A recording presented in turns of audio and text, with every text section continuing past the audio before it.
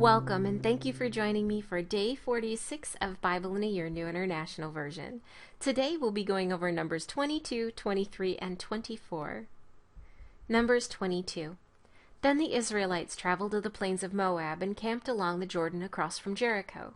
Now Balak, son of Zippor, saw all that Israel had done to the Amorites, and Moab was terrified because there were so many people. Indeed, Moab was filled with dread because of the Israelites.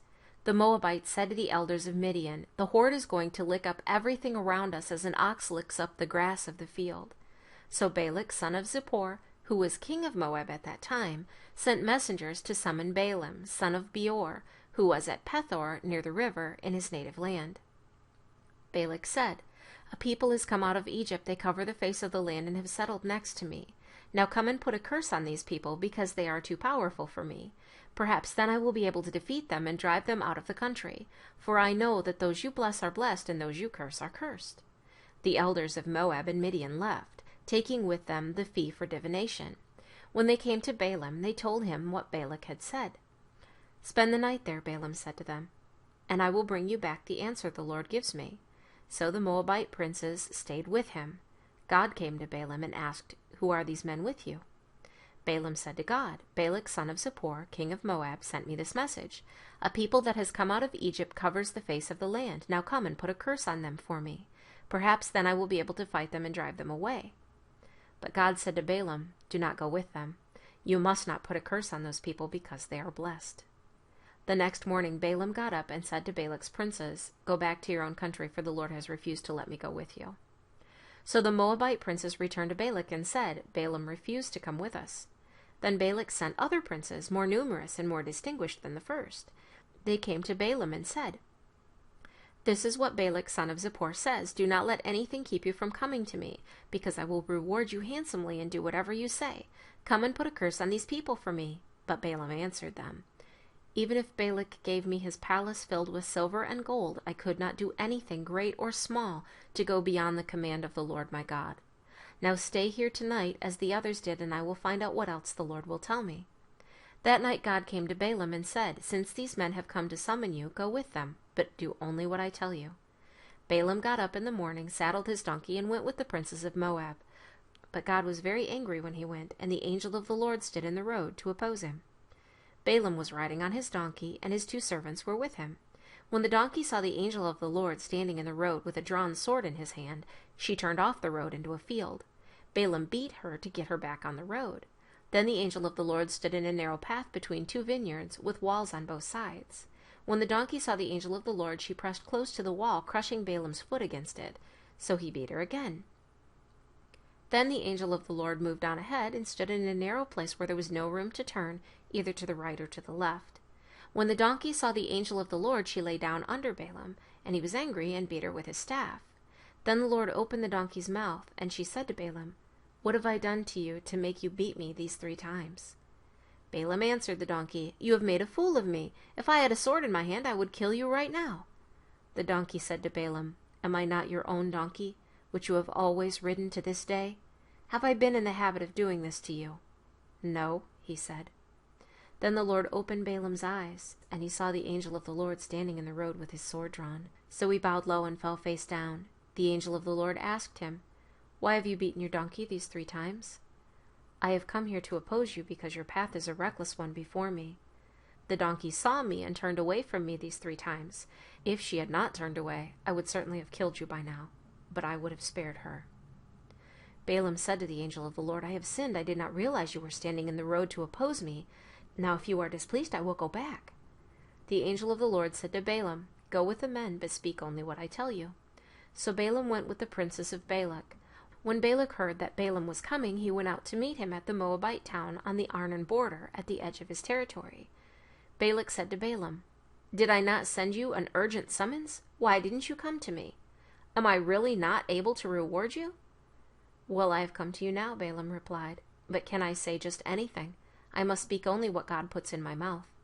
Then Balaam went with Balak to Kiriath Huzoth. Balak sacrificed cattle and sheep, and gave some to Balaam and the princes who were with him. The next morning Balak took Balaam up to Bamoth Baal, and from there he saw part of the people.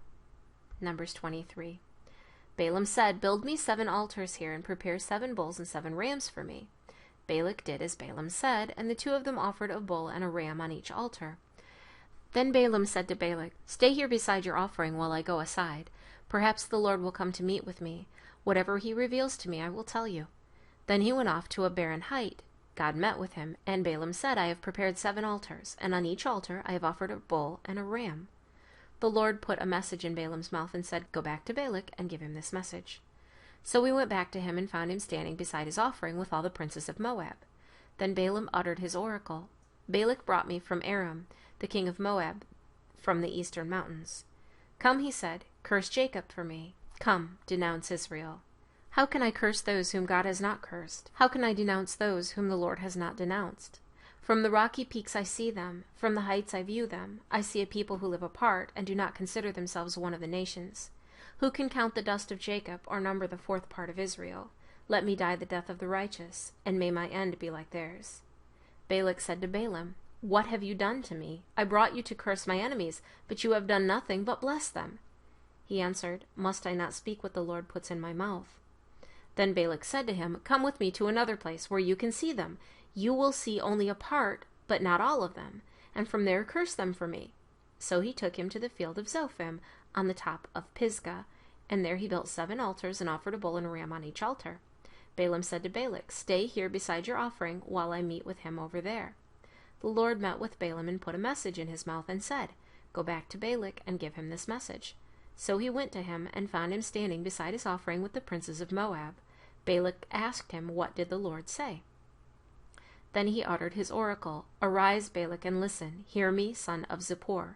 God is not a man that he should lie, nor a son of man that he should change his mind. Does he speak and then not act? Does he promise and not fulfill? I have received a command to bless. He has blessed, and I cannot change it. No misfortune is seen in Jacob, no misery observed in Israel. The Lord their God is with them. The shout of the king is among them. God brought them out of Egypt. They have the strength of a wild ox. There is no sorcery against Jacob, no divination against Israel. It will now be said of Jacob and of Israel, see what God has done. The people rise like a lioness. They rouse themselves like a lion that does not rest till he devours his prey and drinks the blood of his victims." Then Balak said to Balaam, "Neither curse them at all, nor bless them at all." Balaam answered, "Did I not tell you I must do whatever the Lord says?" Then Balak said to Balaam, "Come, let me take you to another place. Perhaps it will please God to let you curse them for me from there." And Balak took Balaam to the top of Peor, overlooking the wasteland. Balaam said, "Build me 7 altars here, and prepare 7 bulls and 7 rams for me." Balak did as Balaam had said, and offered a bull and a ram on each altar. Numbers 24. Now when Balaam saw that it pleased the Lord to bless Israel, he did not resort to sorcery as at other times, but turned his face toward the desert. When Balaam looked out and saw Israel encamped tribe by tribe, the Spirit of God came upon him, and he uttered his oracle. The oracle of Balaam son of Beor, the oracle of one whose eyes see clearly, the oracle of one who hears the words of God, who sees a vision from the Almighty, who falls prostrate and whose eyes are opened. How beautiful are your tents, O Jacob, your dwelling places, O Israel. Like valleys they spread out, like gardens beside a river, like aloes planted by the Lord, like cedars beside the waters. Water will flow from their buckets, their seed will have abundant water. Their king will be greater than Agag, their kingdom will be exalted. God brought them out of Egypt, they have the strength of a wild ox. They devour hostile nations and break their bones in pieces, with their arrows they pierce them. Like a lion they crouch and lie down, like a lioness who dares to rouse them. May those who bless you be blessed, and those who curse you be cursed. Then Balak's anger burned against Balaam. He struck his hands together and said to him, "I summoned you to curse my enemies, but you have blessed them these 3 times. Now I leave at once and go home. I said I would reward you handsomely, but the Lord has kept you from being rewarded." Balaam answered Balak, "Did I not tell the messengers you sent me, even if Balak gave me his palace filled with silver and gold, I could not do anything of my own accord, good or bad, to go beyond the command of the Lord, and I must say only what the Lord says.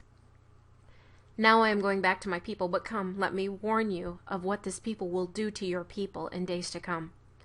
Then he uttered his oracle. The oracle of Balaam, son of Beor, the oracle of one whose eyes sees clearly, the oracle of one who hears the words of God, who has knowledge from the Most High, who sees a vision from the Almighty, who falls prostrate and whose eyes are opened. I see him, but not now. I behold him, but not near. A star will come out of Jacob, a scepter will rise out of Israel. He will crush the foreheads of Moab, the skulls of all the sons of Sheth. Edom will be conquered, Seir his enemy will be conquered, but Israel will grow strong. A ruler will come out of Jacob and destroy the survivors of the city. Then Balaam saw Amalek and uttered his oracle. Amalek was first among the nations, but he will come to ruin at last. Then he saw the Kenites and uttered his oracle. Your dwelling place is secure, your nest is set in a rock. Yet you Kenites will be destroyed when Ashur takes you captive. Then he uttered his oracle. Ah, who can live when God does this? Ships will come from the shores of Kittim. They will subdue Ashur and Eber, but they too will come to ruin. Then Balaam got up and returned home, and Balak went his own way. Thank you for joining me for day 46 of Bible in a Year New International Version. I look forward to seeing you tomorrow for day 47.